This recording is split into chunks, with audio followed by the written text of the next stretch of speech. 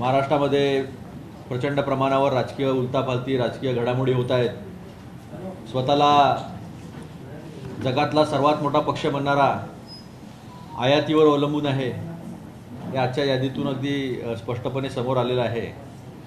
आणि जसं आमचे विरोधी पक्षनेते बोलले की चायना माल चला तो चांद तक नाही तो शाम तक, अशा पद्धतीच्या याच्यावर अवलंबून असणारे या सगळ्या घडामोडीवर भाष्य करण्यासाठी आज आपल्यामध्ये उपस्थित आहेत महाराष्ट्राचे प्रदेश काँग्रेसचे प्रांताध्यक्ष सन्माननीय नानासाहेब पटोले साहेब, माझे सहकारी डॉक्टर राजू वाघमारे. मी प्रांताध्यक्षांना विनंती करतो की त्यांनी आपल्याला संबोधित करावं. आजची भाजपची आणि त्यांच्या सहयोगी पक्षाची यादी पाहिल्यानंतर आम्हाला कीव येते, कारण की भाजपजवळ ज्यांनी दर्या उचलून आतापर्यंत भाजप मोठा केला त्यांच्यासाठी जागा नाहीत. आयात केलेले जी लोक आहेत त्यांच्यासाठी जागा आहे, अशा पद्धतीचा एक संदेश आमचे मित्र देवेंद्र फडणवीसांनी दिलेला आहे. त्याच्यामुळे ओरिजिनल भाजपनी एक गोष्ट समजली पाहिजे की तुम्हाला दर्याच उचलायची आहेत आणि आम्ही आयात केलेल्या व्यवस्थेलाच आम्ही आता वापरू, असा हा संदेश या राज्यसभेच्या निवडणुकीच्या निमित्तानं भारतीय जनता पार्टीने दिलेला आहे. असं या ठिकाणी म्हटलं तर वावगं ठरणार नाही. पण हे डाका टाकण्याची पद्धत, दुसऱ्या पक्षाचे नेते चोरणं आणि लोकांचे मूळ मुद्द्यावरून त्याला डायव्हर्ट करणं, ही परिस्थिती आज महाराष्ट्रात चाललेली आहे. महाराष्ट्रामध्ये अनेक भागामध्ये शेतकऱ्यांच्या शेतीपंपाला विद्युत नाही. हंगाम आता उन्हाळी चालू आहे, शेतकरी परेशान आहेत. 8 तासाचं लाईन देण्याच्या जागी 4 तास 2 तास लाईन त्या ठिकाणी राहते आणि शेतकऱ्यांचे मोठे आंदोलन प्रत्येक तालुक्यामध्ये आपल्याला पाहायला मिळते आहे. उद्रेक आहे. एकीकडे सरकार आपल्या दारीच्या माध्यमातून त्या जिल्ह्याच्या DPDCचा म्हणजे त्या जिल्ह्याच्या डेव्हलपमेंटचे पैसे यांनी खर्च केलेत. आम्ही कसं लोकांच्या सोबत आहोत, लोकांसाठी काही योजना आणतो आहे, ज्या काँग्रेसने केलेल्या योजना, ज्या आम्ही पंचायत समिती पातळीवर आमचे सभापती किंवा आमचा BDO वाटत होता, आमचा तहसीलदार वाटत होता, हे त्या ठिकाणी जाऊन तो अहंभाव आणतात की आम्ही हे योजना वाटतो आहे. पण आज आपण पाहतो आहे आणि त्या ठिकाणी जाऊन हे घोषणा करतात. म्हणजे देवेंद्र फडणवीसांनी तिथं जाऊन घोषणा केली ऊर्जा मंत्री म्हणून की शेतकऱ्यांच्या शेतीपंपाला आम्ही 12 तास विद्युत देऊ. शेतकऱ्यांनी त्या पद्धतीची शेतीची तयारी केली, तेवढी लागवड केली आणि आज शेतकऱ्यांचं पीक त्या ठिकाणी संपते आहे, पाण्याबिना मरते आहे आणि शेतकरी उद्ध्वस्त होत आहे. तरी महाराष्ट्राच्या सरकारला शेतकऱ्यांच्या आत्महत्यामध्ये रस आहे का? त्याच्यामध्येच शेतकरी आत्महत्या करावं आणि आम्ही इकडे हाही करावं आणि आम्ही याचा तोडला त्याचा तोडला. आम्ही आमचे नरेंद्र मोदी फार सक्षम नेतृत्व आहे, त्या विकासासाठी हे सगळे लोक येतात. सक्षम काय भारत करायचा, विकासशील भारत करायच्या दृष्टिकोनातून येतात आहेत. हे थोतांड यांनी आता थांबवावं आणि या थोतांडाच्या मागं लोकांचा उद्रेक समजला पाहिजे. तुम्ही सत्तेत आहात आणि सत्तेत असल्यामुळे जनतेचे प्रश्न काय महत्त्वाचे आहेत, त्यामध्ये राज्याच्या बेरोजगारांचा प्रश्न अजून महत्त्वाचा आहे. नोकऱ्याच्या नावाने अक्षरशः तरुणांना फसवण्याचं पाप आपण लोक करतात आहात. ऑनलाईनमधून त्यांना पैसे गोळा करतात आणि नोकरीचं आमिष दाखवतात आणि मग पेपर फुटीचं कारण दाखवून पेपर रद्द करताना आपण पाहतो आहे. MPSCच्या परीक्षा असतील, शिक्षक भरती असेल, याच्यामध्ये सुद्धा आता त्यांनी 20,000 शिक्षकांची भरती जाहीर केली. आता आचारसंहिता लागेल. या पद्धतीनं तरुणांना फसवणं आणि त्यांचं जीवन उद्ध्वस्त करणं हे पाप हे लोक करतात आहेत. त्याचप्रमाणे भ्रष्टाचार आणि गुंडाइझम महाराष्ट्रामध्ये ज्या पातळीवर वाढलेला आहे त्याची यांना काळजी नाही. फक्त आम्ही यांची लोक फोडलीत असं एक आनंद, असुरी आनंद व्यक्त करणं एवढंच सरकारची आज भूमिका आपण पाहतोय. आज आपण पाहतोय की महागाई आभाळाचा पार चालली गेली, त्याची यांना अजिबात काळजी नाही. सगळं आलबेल आहे अशा पद्धतीनं वागलं जात आहे. सामान्याच्या लोकांना आज त्याच्याकडे 2 टाईमचं खायला आहे की नाही त्याची काळजी करायचं कारण नाही. फक्त 150 रुपयाचं धान्य दर महिन्याला देऊन त्याच्या हातातलं काम हिसकून 80 कोटी लोकांना आम्ही धान्य पुरवतो आहे, एवढंच असुरी आनंद व्यक्त करण्याचं पाप हे लोक करताना आपण पाहतो आहे. आणि म्हणून सगळीकडे यांचा धिक्कार होते आहे, निषेध होत आहे, जनआंदोलन होत आहे, आरक्षणाच्या नावाने जनआंदोलन होतात आहेत. आणि त्याच्यामध्ये उलट्या केसेस आंदोलन करण्यावर रावायच्या, नॉन बेलेबल ऑफेन्स करायचे. 4 दिवसाच्या पहिल्याची घटना जी पुण्यात झाली, वाघळींवर ज्या पद्धतीनं त्यांच्या गाडीवर शाई फेकली गेली, काचा फोडून त्यांना मारण्याचा प्रयत्न केला. त्याच्यात चौधरीजी असतील, त्याच्यात ॲडव्होकेट आसिम सरोदे असेल, पण त्यांच्यावरच उलटे नॉन बेलेबल ऑफेन्स दाखल केले. तर ह्या राज्यामध्ये तानाशाही आहे की लोकशाही आहे हे कुठंही समजण्याचं कारण नाही. आणि म्हणून आम्ही राज्यपाल महोदयांना सांगितलं की तातडीनं त्यांना संरक्षण द्या, पोलीस प्रोटेक्शन त्या लोकांना द्या. त्यांना आपलं व्हॉईस म्हणजे त्यांनी आपला आवाज जनतेसमोर मांडायचा त्यांचा अधिकार आहे, तो थांबवला जातो आहे. लोकशाही संपुष्टात आणण्याचं पाप महाराष्ट्रातलं हे जे भाजप प्रणित येड्याचं सरकार आहे, खोक्याचं सरकार आहे, या सरकारच्या विरोधात तातडीनं ॲक्शन घ्या. राष्ट्रपती राजवट महाराष्ट्रामध्ये लागू करा. ही भूमिका काँग्रेस पक्षाने आणि महाविकास आघाडीने मांडलेली आहे. मराठी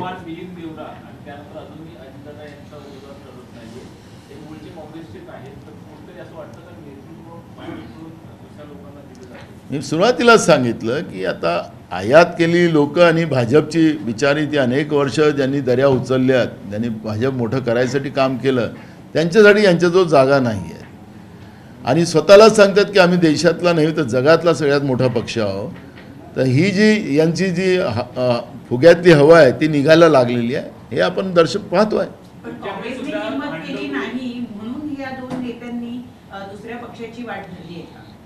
काँग्रेसनी काय किंमत केली की नाही? ऐका नाही, काँग्रेसनी किंमत नसती केली तर हे मोठे नसते झाले.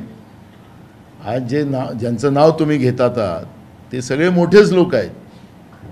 काँग्रेसने नेहमी यांना भरभरून दिलेलं आहे, यांच्या परिवाराला दिलेलं आहे.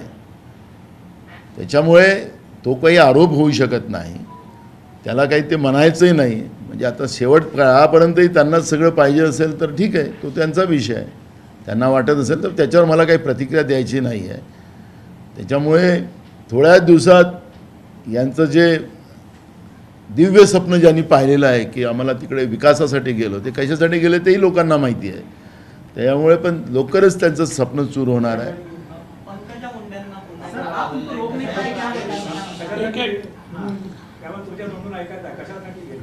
म्हणून आम्ही आमच्या काल चन्नी थलाजींनी सांगितलं की त्यांनाच विचारा कशासाठी गेलेत, ते अजूनही सांगायला तयार नाही, तर त्यांच्याकडूनच घ्या ना.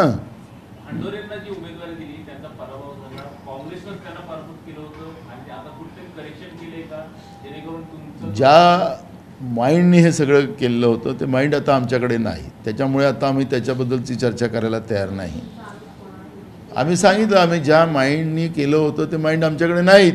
त्यामुळे हांडोरे साहेबांना राज्यसभेची तिकीट देऊन एक काँग्रेस पक्षाने जो विश्वास दाखवलेला आहे त्याबद्दल मी काँग्रेस पक्षाचं मनापासून आभार, आमच्या हायकमांडचा आभार मानतो.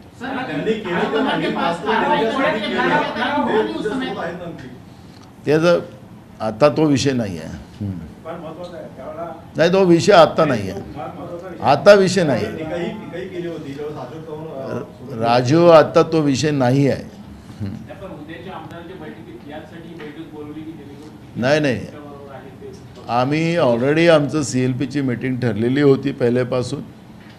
जे राज्यसभेसाठी जे फॉर्म लागतात त्याच्यात 10 लोकांच्या सह्या लागतात, त्याची पण आम्हाला एक मीटिंग करायची होती. आणि 16 आणि 17 हा आमचा 2 दिवसाचा लोणावळ्याला शिबिर आहे.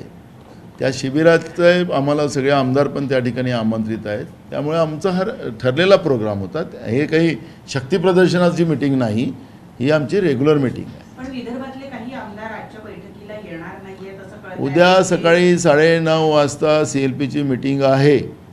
आज मीटिंग नाही, उद्या सकाळी 9:30 वाजता आहे. संध्याकाळी विधानभवनामध्ये आज आहे. आम्ही काही प्रमुख लोक बसणार आहोत विधानभवनात. तुमचं आधी पहिल्यांदा विधान आलं होतं की तुम्ही अशोक चव्हाणांना म्हटलं, म्हणजे त्यांना पूर्ण असं म्हणलं की काँग्रेस पक्षाने त्यांना खूप काही दिलं होतं तरी ते गेले. काल अशोक चव्हाणांनी या संदर्भात थेट असं म्हटलं की भले पक्षाने मला दिलं असलं तरी मी अनेक गोष्टी पक्षालाही दिलेल्या आहेत.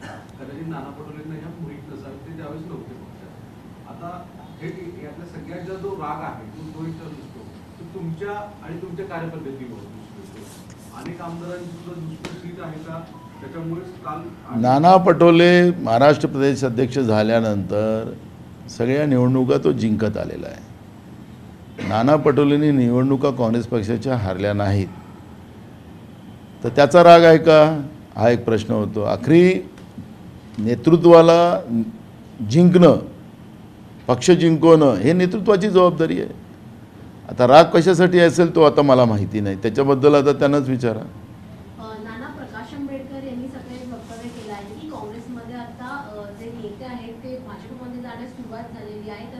काँग्रेसने त्यांच्या पक्षामध्ये जे काही सुरू आहे त्याचा अभ्यास केला पाहिजे आणि नेत्यांशी चर्चा केली पाहिजे की ते हे नेमका निर्णयाचा का घेत आहेत. काँग्रेसने आता आत्मपरीक्षण करायची गरज आहे. मी प्रकाश आंबेडकर साहेबांबद्दल काहीच बोलत नाही, ते आमचे आदरणीय आहेत. बोला. प्रकाश आंबेडकर जे काही घडलं त्याच्यावरून त्यानंतर म्हणजे अशोक चव्हाणांचं जाणं पक्षामधून कुठून तरी अशी चर्चा आहे की तुमची कानभरणी झालेली आहे किंवा तुमच्या जबाबदाऱ्या येत्या काळामध्ये कमी केल्या. काल आमच्या प्रभारींनी तुमच्या प्रश्नाच्या उत्तराला सांगितलं की आमचं लिडरशिप महाराष्ट्राची नाना पटोले हे सांगितलं आहे. आता काय सांगावं त्यांनी, अजून काय सांगावं, हायकमांडनी काय सांगावं ते सांगा, ते अजून सांगतील. तुम्ही विचाराल ते आल्यानंतर प्रश्न. पण या पद्धतीच्या अफवा उडवून आम्हाला त्याला नाना पटोलेला काहीच फरक पडत नाही, पण पक्षाला आणि नाना पटोलेला दोघांनाही सिंपती मिळते. या पद्धतीच्या अफवा उडवत राहा. एक लास्ट मराठी. राजू एक मिनिट त्याच्यानंतर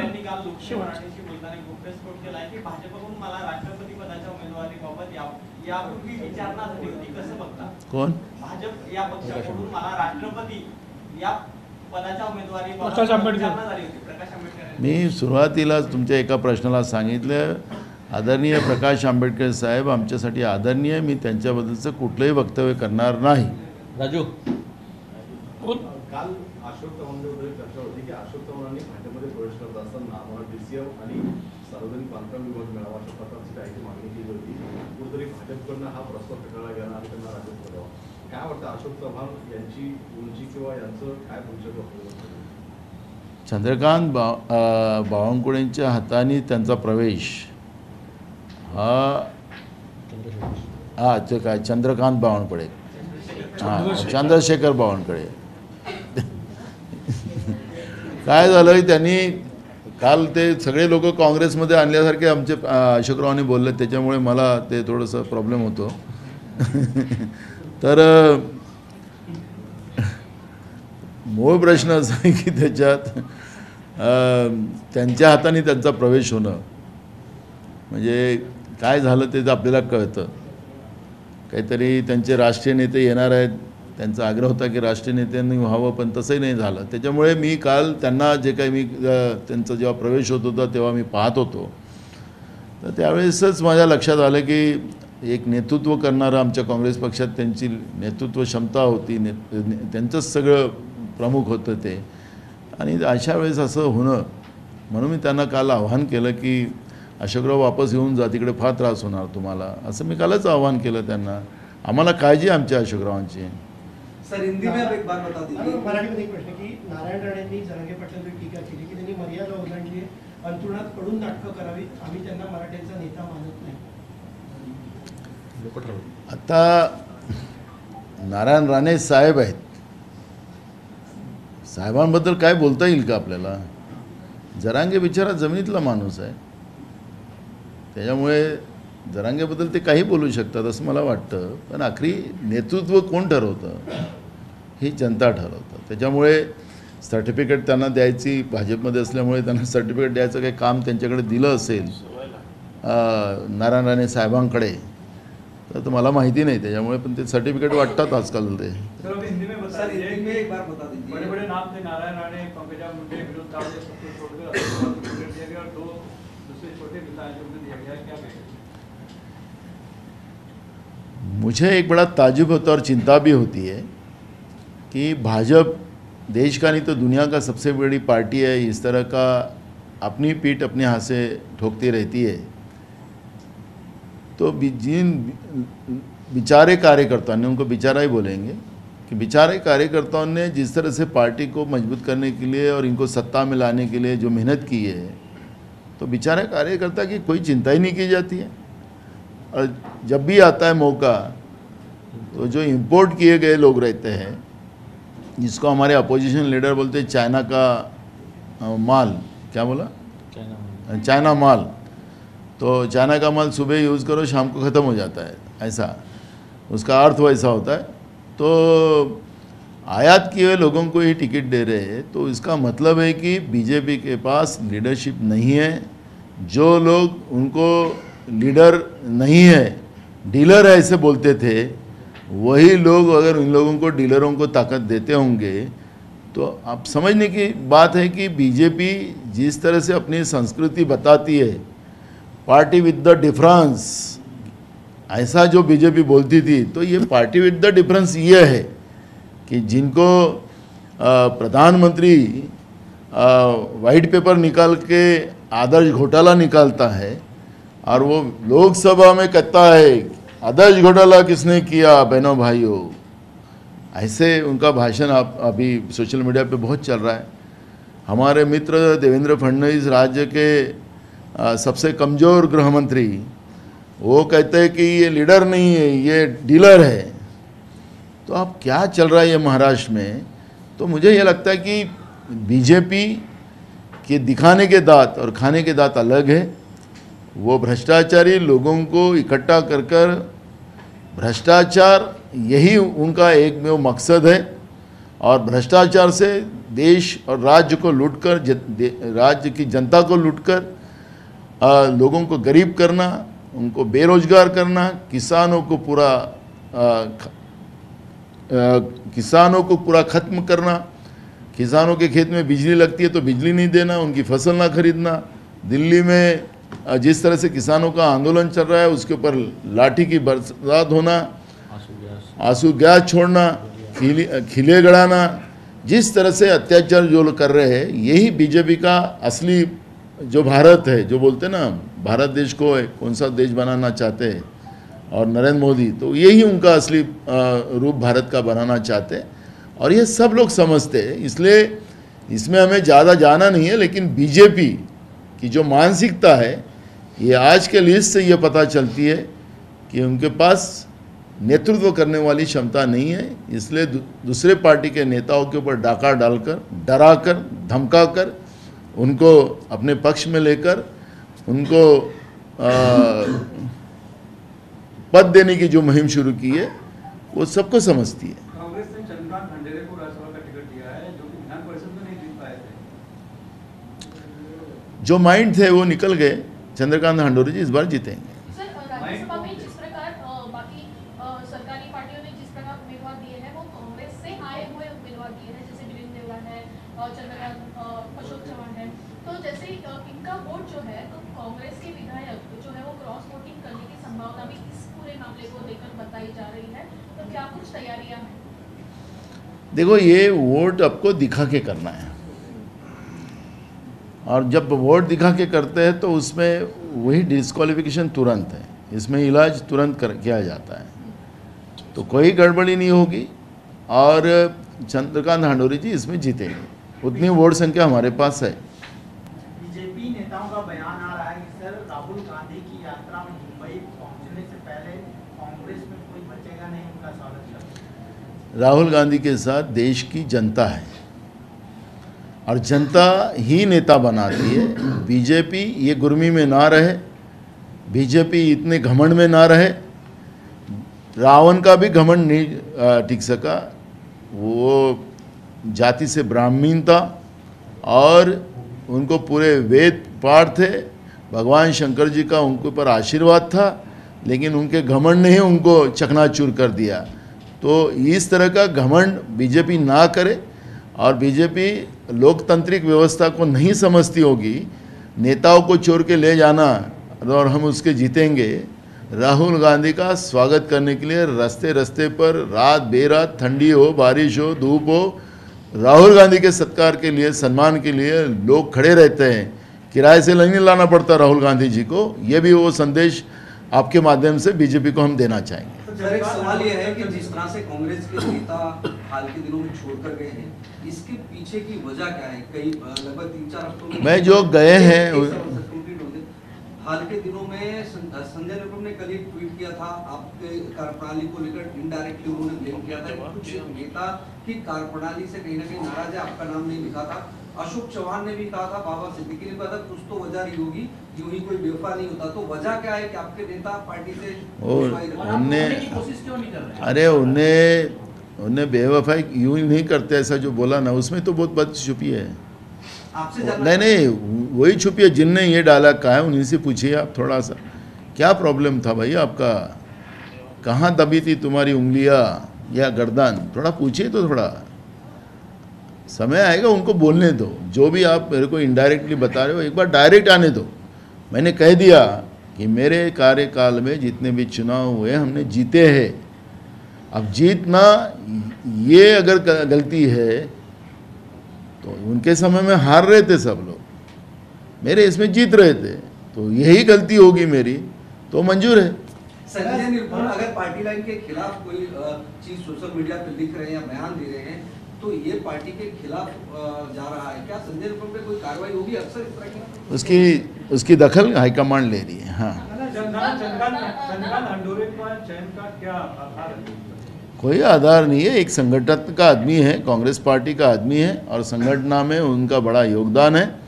महाराष्ट्र में उनको मानने वाला बड़ा वर्ग है, और एक कार्यकर्ता को मौका देना तो उसके लिए कोई उसकी परिभाषा नहीं होती है। इनकी परिभाषा पूछिए ना बीजेपी से कि तुमने इंपोर्ट किए लोगों को क्यों किया करके, इनकी परिभाषा पूछिए। हमने कार्यकर्ता को मौका दिया है। सवाल ये है कि कांग्रेस पार्टी जो है ये कहती है कि भाई ईडी और सीबीआई का इस्तेमाल जो है केंद्र करता है विपक्षी पार्टियों को डराने के लिए। जब आपकी सरकार होती है, राज्यों में सरकार रही, तो वहाँ पर आप टेट की जो है राजनीति क्यों नहीं करती? देखो, ईडी और सीबीआई और इनकम टैक्स ये सेंट्रल गवर्नमेंट की एजेंसियाँ है।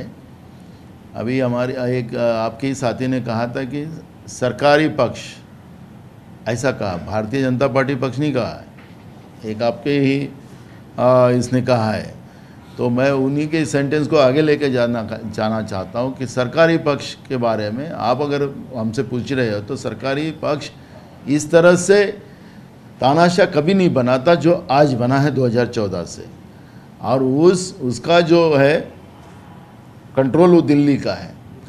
और इसलिए मैंने आपको मैं चाहना चाहता हूँ कि राज्य सरकार, अब राहुल जी की लीडरशिप में जब केंद्र में सरकार आएंगी तो उसका जवाब भी उसी ढंग से दिया जाएगा, और हम पूरी तैयार हैं।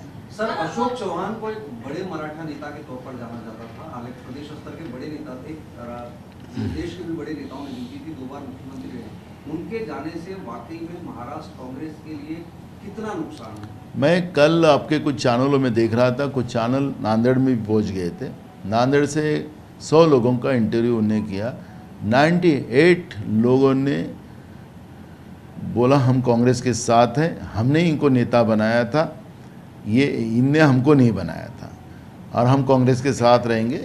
नांदेड़ डिस्ट्रिक्ट के लोगों का, उनके मतदार संघ का भी यही स्टेटमेंट है। तो आप लोकतांत्रिक व्यवस्था में जनभावना का आदर करना, ये हमारी भूमिका है। तो इसलिए नेता और ये 2 चीज़ों का आप थोड़ा सा फर्क कीजिए, यही हम आपको कहना है। विधायक भी अशोक चौहान के संपर्क में क्या जाने वाले हैं? क्रॉस वोटिंग का कोई डर सता रहा है? देखो, जो होगा होगा, बीजेपी ने अपना चौथा नहीं खड़ा किया तो आप लोगों ने थोड़ी राहत की सांस ली हो? नहीं, देखो हम हर मुकाबले को लड़ने के लिए तैयार है। हम किसी को भी ये नहीं कहेंगे कि भाई ऐसा नहीं करो वैसा नहीं करो। हम हर मुकाबले को से लड़ने को तैयार है। हमारे नेता राहुल गांधी जी जिस तरह से लड़ रहे हैं उसके लिए हम लड़ने को तैयार है और वो हमारी भूमिका स्पष्ट है। छत्रपति संभाजीराजे को ये देने की बात की जा रही थी, सीट देने की, लेकिन उनका नाम देखो छत्रपति शाहू महाराज का हमने उस दिन भी आपको क्लियरेंस किया कि हमने लोकसभा के लिए उनकी बात चल रही है, राज्यसभा की नहीं। हमने उस दिन ही स्पष्टीकरण किया था। शाहू महाराज जी हमारी वहाँ की लीडरशिप जो है कोल्हापुर की उनके संपर्क में है और कल भी शरद पवार साहब के साथ हमारी बात हुई और एक हम लोग रणनीति कर रहे हैं। वो एक रणनीति का हमारा ये है और वो हमारे वहाँ के लीडरशिप के संपर्क में है लोकसभा के बाद।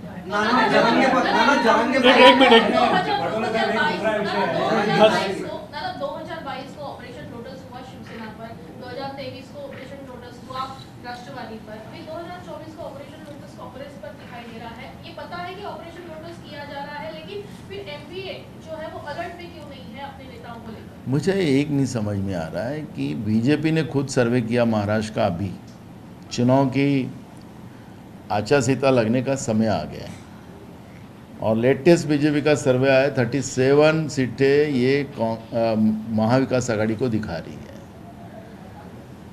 कुछ चैनलों ने किया है तो 26 हम लोगों को दिखा रहे हैं और 22 उनको दिखा रहे हैं। तो भाई इनके ऑपरेशन लोटस का फ़र्क पब्लिक के ऊपर क्या हुआ? आखिरी नेता कौन बनाते हैं? लोग बनाते हैं। हमारे तेलंगाना में हमारे 19 एमएलए चुन के आए थे लास्ट गवर्नमेंट में, तो हमारे 14 एमएलए वो लेके गए, 5 ही हमारे बच्चे थे। अभी हम लोग मेजॉरिटी में 2/3 मेजॉरिटी में गवर्नमेंट हमने तेलंगाना में लाई, आखिरी पब्लिक हमारे साथ थी। हमारा कर्नाटक में भी वही हाल किया था इन लोगों ने, ऑपरेशन लोटस। ये पूरा अभी जो कीचड़ ये लोग बना रहे हैं, लोकतांत्रिक व्यवस्था का जो कीचड़ बना रहे, अब कीचड़ में यही वो दलदल में बीजेपी फंसने वाली है। कहीं इनका कहीं नज़र नहीं आएंगे। ये परिस्थिति आपको ये जनतांत्रिक व्यवस्था में आपको देखने मिलेंगी। इसलिए इनके ऑपरेशन लोटस का बहुत ज़्यादा प्रचार करने का कोई कारण नहीं है। इनको करने दी, क्योंकि भ्रष्टाचार का पैसा इनके पास बहुत है। सत्ता का दुरुपयोग कैसा करना बीजेपी ने अपनी औकात दिखाई है।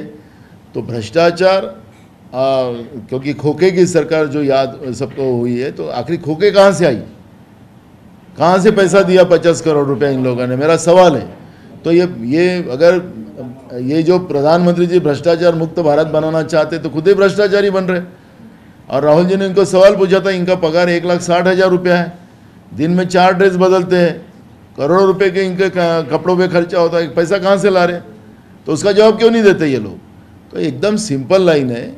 ये जो सिद्धांत और ये जो बीजेपी का था, जो आज तक इनका चलता था, ये सब सिद्धांत और इनका जो कल्चर है वो देश की जनता समझ चुकी है। और इसलिए ये लोटस की बात अभी होएगी ही नहीं, अभी सिर्फ पंजे की बात होगी।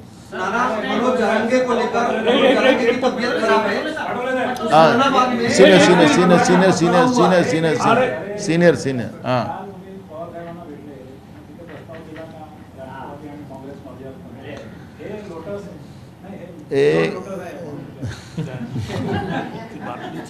मोर दॅन लोटस अशी आमची कुठलीही चर्चा कालच्या पातळीवर झाली नाही।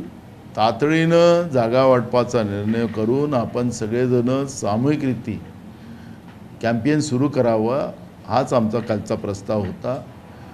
शरद पवार साहेबांसोबत कुठली त्यांची पार्टी काँग्रेसमध्ये मर्ज करावा असा कुठलाही आमच्याकडून कोणी प्रस्ताव दिला नाही किंवा शरद पवार साहेब पण या विषयावर कुठेही बोललेले नाहीत। त्याच्यामुळे कालच्या मीटिंगमध्ये याच्याची कुठलीही चर्चा झालेली नाही। भाजपने अजून चौथा उमेदवार दिला नाहीये, परंतु जर उद्या जर चौथा उमेदवार दिला तर तुमच्या उमेदवाराला जिंकून आणणं तितकंसं सोपं वाटतंय का तुम्हाला? आमची पूर्ण तयारी आहे, सांगितलं ना आपल्याला। आलेल्या सगळ्या संकटावर मात करणं ज्याप्रमाणे आमचे नेते राहुल गांधीजी करतात आहेत, त्याप्रमाणे महाराष्ट्रातलेही आम्ही सगळेजण मिळून त्या पद्धतीनं प्रत्येक याच्यावर आम्ही मात करू आणि आमचा कॅन्डिडेट जिंकू. तुमच्यावरती काही लोक नाराज आहेत, तुम्ही काही लोकांवरती नाराज आहात. आज व्हॅलेंटाईन डे आहे, त्यांनी तुमच्या पुढे लोटस पुढे केले नेत्यांपुढे. तुम्ही रोज कुठल्या नेत्यांना देणार आहात, रोज कोणाला देणार आहात? प्रेमळ शुभेच्छा. मी गुलाबाच्या फुलाच्या पेवरला, कारण की गुलाबाचं फूल जास्त दिवस टिकतं. ज्याचं लोटस म्हटलं ते जास्त नाही, दुसऱ्या दिवशीच मुरझवतं. त्याच्यामुळे माझ्या हातातल्या पंजामध्ये तुम्हाला गुलाबाचं फूल पाहायला मिळेल. काटे वजह में मज़ा रहता है उसका अलग. अगर आदमी को अगर दाढ़ी नहीं हो, मूछ नहीं हो, तो आदमी को उसका कोई वैल्यू नहीं होता. तो इसलिए एक सवाल जो मर्जर की बात सामने आई थी, कांग्रेस एनसीपी का मर्जर हो रहा है, उसके बाद हालांकि एनसीपी ने भी खंडन किया, इस पर कांग्रेस के ऑफिशियल रिएक्शन क्या? दूसरा हमने बोल दिया ना, हिंदी में, और मनोज जारंगे को लेकर यह है क्योंकि तबियत खराब है, उस्मानाबाद और भीड़ में तो बंद बुलाया गया है, उस्मानाबाद में धाराशिव में कई जगहों पर टायर जलाए गए, एसटी बसों में भी पथराव हुआ है, स्थिति फिर से बिगड़ सकती है, इस पर क्या होगा? हमने जिस दिन जरांगे जी को राज्य के मुख्यमंत्री ने उनका आंदोलन छुड़ाया नए मुंबई में और यहाँ आने नहीं दिया उनको मुंबई में, तो उसी दिन जब हमको पूछा गया तो हमने वो इसी दिन पूछा था कि इन्हें ओबीसी को फंसाया या मराठा को फंसाया. क्योंकि जो बात हमारी सर्वपक्षीय मीटिंग में हुई थी और जिस तरह से सरकार की तरफ से भी बात रखी जा रही थी कि ओबीसी के आरक्षण को हाथ न लगाते हुए हम मराठा को आरक्षण देंगे. अब उस दिन उन लोगों ने अध्यादेश निकालने की बात की, हम मराठा को आरक्षण दिया, उसका गुलाल वहाँ पे ये किया गया, ढोल बजाए गए. फिर 10 तारीख को जरांगे जी को क्यों आंदोलन करना पड़ा और उपोषण के लिए बैठना पड़ा? तो ये सरकार बार बार फंसाती है, ये धोखा देने वाली सरकार है, ये लोगों से लूटने वाली सरकार है.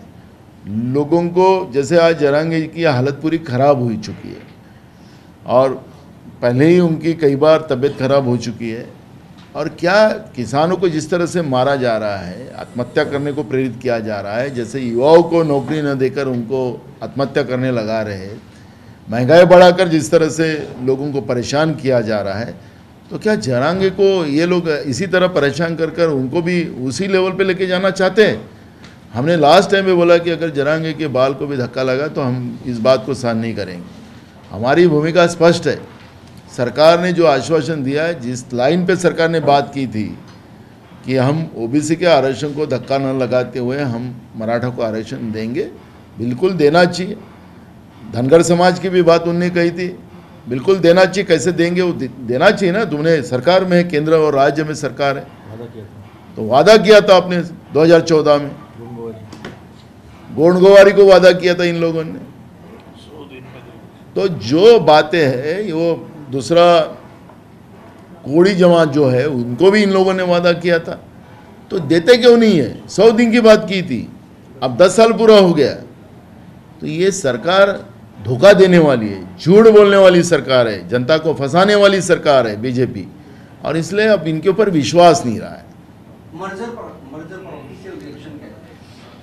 कल हम पवार साहब से मिले, हमारे प्रभारी रमेश चन्नीथला जी भी हमारे साथ थे, हमारे सीएलपी थे, हमारे अपोजिशन लीडर थे, सब थे हम लोग, और हमने जल्दी से सीट शेयरिंग का इशू को लेकर क्लियर करने की बात हुई, और जॉइंटली पूरे महाराष्ट्र में हम लोग महाविकास आघाड़ी करके सब कैंपेन करने का हम लोगों ने एक प्रस्ताव उनके सामने रखा, और पवार साहब ने उसको मान्य किया. और आज भी सुबह उनका मुझे फ़ोन आया 21 तारीख को, क्योंकि अभी हम लोगों का 2 दिन शिविर है लोनावाला में, वो शिविर के बाद शिव जयंती आ गई है, शिव जयंती के बाद तुरंत हम बैठकर ये सीट शेयरिंग का जो इशू है वो क्लियर कर लेंगे. लेकिन मर्जर के बारे में जो बातचीत आ रही है, उनके ही गुट से जो है, उनके ही गुट से तो अलग-अलग नेताओं की अलग-अलग प्रतिक्रिया दिखाई दे रही है. कोई बोल रहा है कि बातचीत चल रही है, कोई बोल रहा है कि ऐसी कोई बात. ये हमारे लेवल पे इस विषय पे कोई चर्चा नहीं हुई. पण जुने मित्र जर का पुन्हा काँग्रेसमध्ये येत असतील तर तुम्ही त्यांना आमंत्रण द्याल का की पुन्हा ही प्रक्रिया पार पडावी? बघा, पवार साहेब एक मोठे नेते आहेत, त्यांचा निर्णय काय येतो आहे, त्यांनी काय अजून बोलले नाही, त्याच्यामुळे मला आता त्याच्यावरची प्रतिक्रिया देण्याचं काही कारण नाही. पण ते ज्यावेळेस काही अशा पद्धतीचा निर्णय घेतील ते स्वागतार्हच राहील. पटोले साहब, एक सवाल है कि लास्ट टाइम जिन्होंने क्रॉस वोटिंग की थी, क्या आप उन पे नजर रखेंगे इस बार क्रॉस वोटिंग? आपको वोट दिखा के करना है राज्यसभा में, तो नजर न, जाने वाले हो तो कर ही सकते हैं। अरे मेरे भाई, मैं रहूंगा ना वहाँ बैठा, इनवैलिड हो जाएगा वो। वो मुझे दिखा के करना है। इनवैलिड होगा और बाहर हो जाएगा। देखो ओपन वोटिंग होता है, हाँ, इसलिए मैं आपको बता, डिस्क्वालीफाई हो जाएगा। और डिस्क्वालीफाइड होगा 6 साल में, 6 साल का।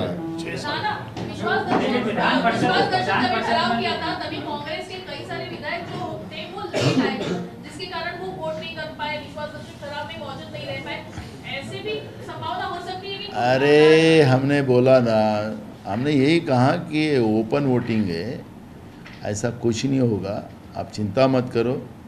राज्यसभा का कैंडिडेट हंडोरे जी, ये महाविकास आघाड़ी के कैंडिडेट है और वो चुन के जाएंगे।